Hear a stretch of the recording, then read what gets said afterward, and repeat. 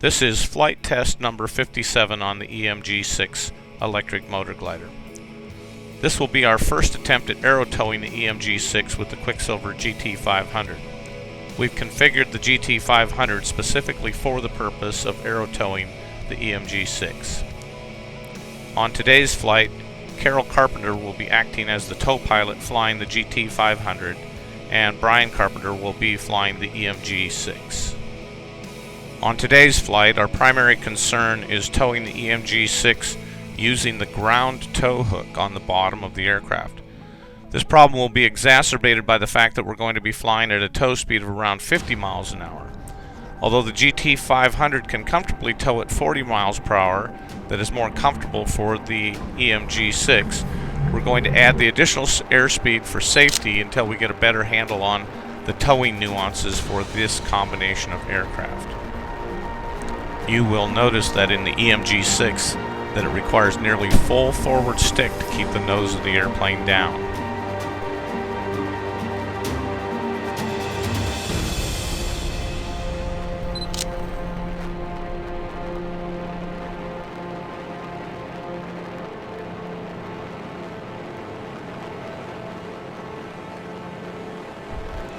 Now that we've established that we have positive control over both aircraft and have communicated between the two aircraft that everything is stable, we'll begin the process of climbing for some altitude. Adding to the difficulty level are winds of about 10 miles per hour, gusting to 15.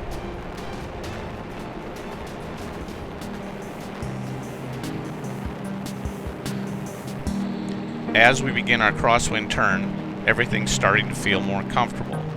Other than the fact that I'm having to use two hands to relieve the pressure on the control stick, the flight is proceeding fairly normally. Our rate of climb is in the neighborhood of 500 feet per minute at 50 mile per hour tow speed, and Carol is carrying about 20 degrees of flaps and is operating at full power.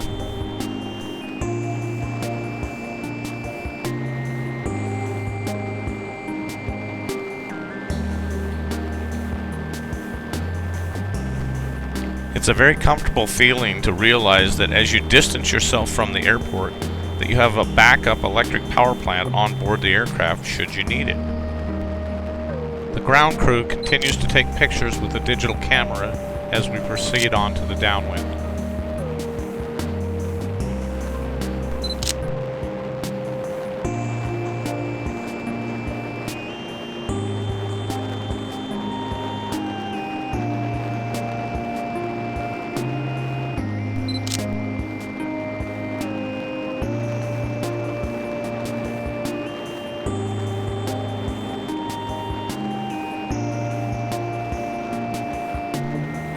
On board the aircraft, we have 3 different data recorders that monitor everything from flight data to engine and ESC conditions. On our website, we have a 3D flight profile created by the variometer and output into a KLM file that can be viewed directly in Google Earth.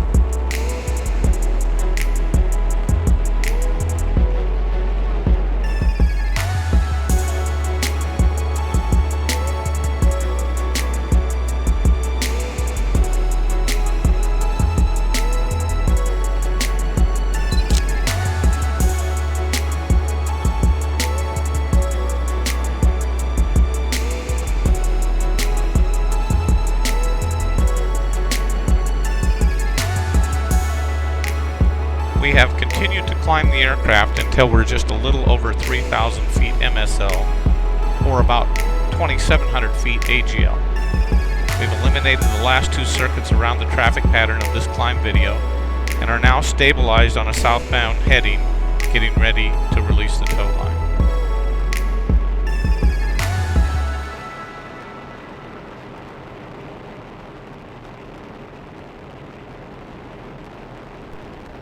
And we're ready for release.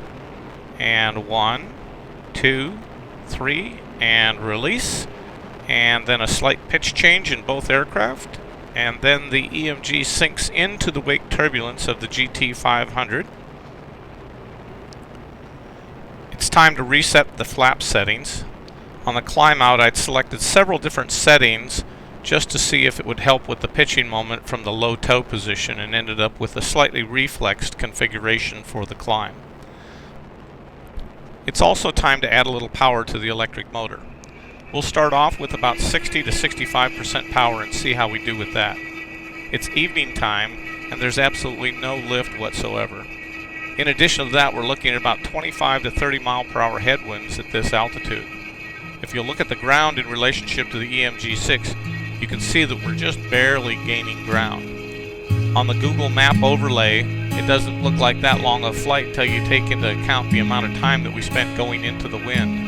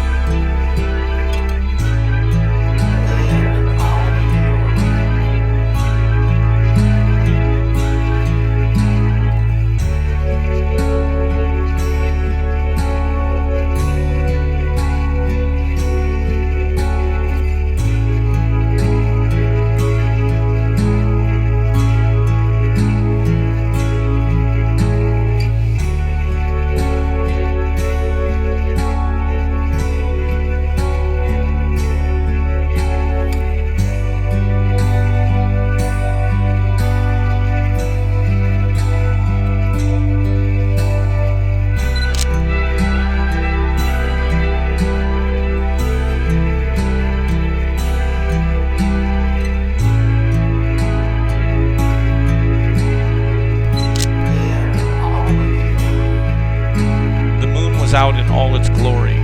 Jason was able to capture a long series of pictures with both aircraft passing close by the moon. We're now going to power back to about 20% power. This will allow the motor to give some time for it to cool down and for us to gather a little data about how quickly it does cool down.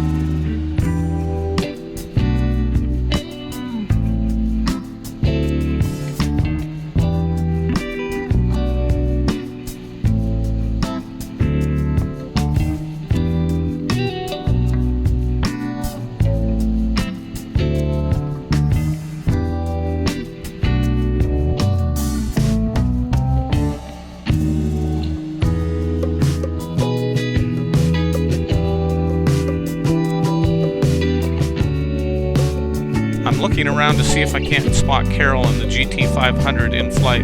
We've been communicating back and forth about doing some air-to-air footage from the cameras that are mounted on her aircraft, getting a little more video of the EMG-6 from a different perspective. We didn't know it at the time, but the camera that we had mounted on the root tube of the GT-500 was not functioning. Actually, out of the 6 cameras that we had, only 3 were really doing the job correctly.